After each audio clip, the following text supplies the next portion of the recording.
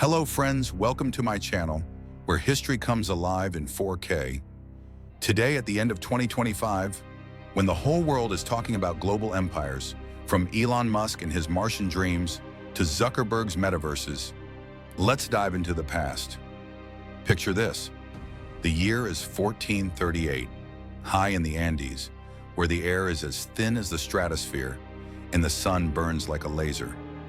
Here, in a small mountain valley called Cusco, one of the greatest empires in human history is about to be born.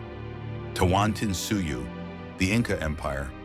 And at the center of it all is a young man named Pachacuti, whose name means the one who turns the world upside down. This isn't just a story about wars and conquests. It's a trend-driven saga about a leader who rose from a defensive prince to the CEO of a continental-scale corporation. Ready? This will take about 15 minutes, so grab some mate or an energy drink, and let's go. First, let's understand what came before him. In the early 15th century, the Incas were not the mighty empire we know from movies like Apocalypto or games like Civilization. They were just one of many Andean tribes, controlling a tiny valley around Cusco.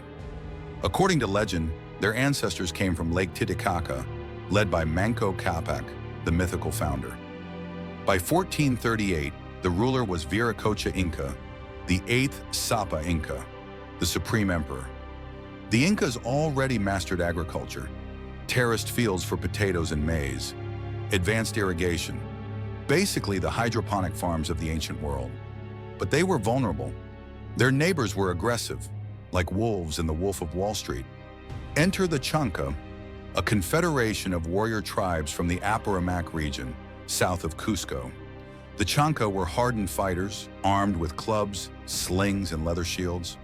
They were expanding fast, like a viral outbreak in the 2020s.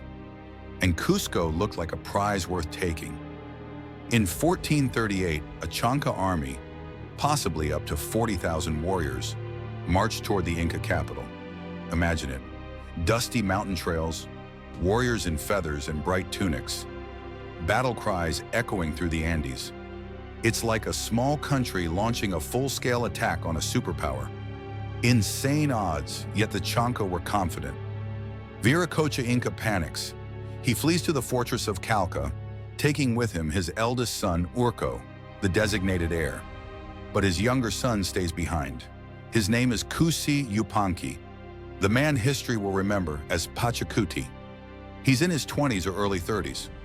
Not a warrior by birth, but sharp, adaptive, smart like AI in 2025. According to legend, he rallies everyone who can hold a weapon. Farmers, artisans, even women and children. They fortify Cusco with stone and earth barricades. The Chanca arrive. The siege begins. Slings fire stones like drones. Clubs shatter skulls. The Incas are on the brink of annihilation. Then comes the climax, the Battle of Yahuapampa near Cusco, the Chanca breakthrough.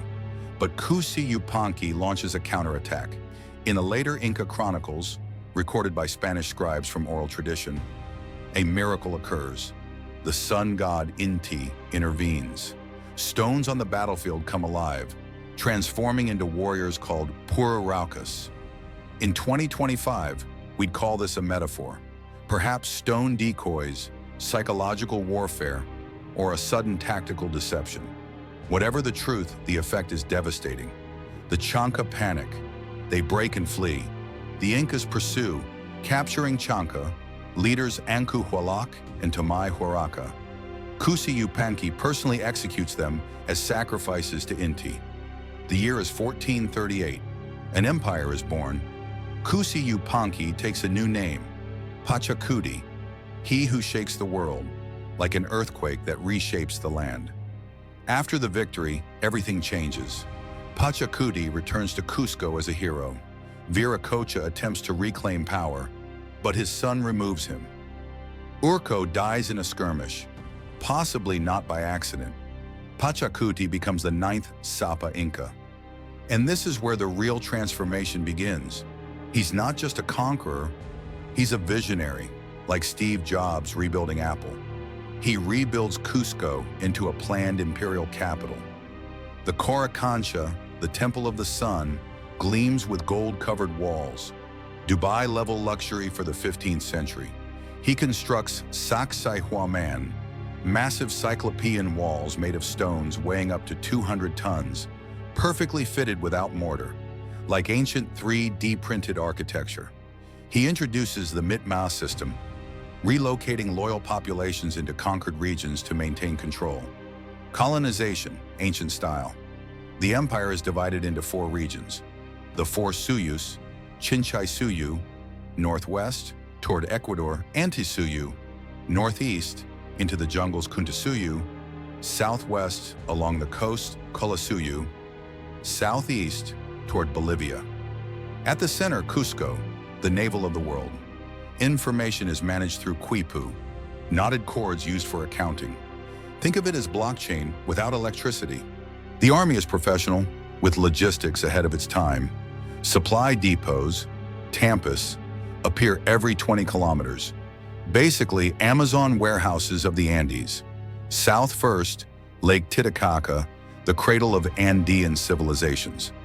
Pachacuti campaigns against the Kala and Lupaca peoples in the 1440s.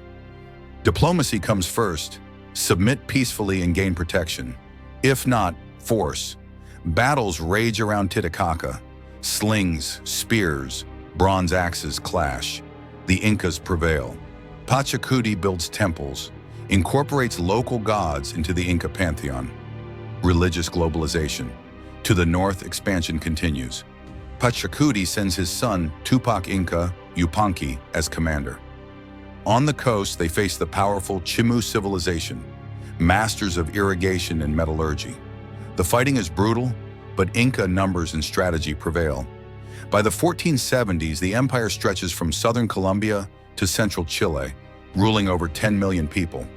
Pachacuti builds Machu Picchu, not a tourist ruin, but an elite royal estate or astronomical observatory with terraces and aqueducts engineered to perfection. Pachacuti's genius lies in integration, not destruction. Conquered peoples provide mita, labor instead of taxes, roads, fortresses, farms, all interconnected. Religion unites rather than erases. Women hold significant status. The Akala, virgins of the sun, serve religious and political roles, surprisingly progressive even by 2025 standards. There are rebellions. The Chanca attempt revenge. All are crushed. In 1471, Pachacuti hands power to Tupac Inca Yupanqui. He dies shortly after, around 1471 to 1472, leaving behind an empire that will stand until 1532, when Pizarro arrives like an alien in a sci-fi invasion. Friends, Pachacuti's wars aren't dusty history. In 2025, as AI builds data empires and climate reshapes our world, his story reminds us, greatness is born from crisis. He turned the Andes upside down, just as we're reshaping reality with technology today.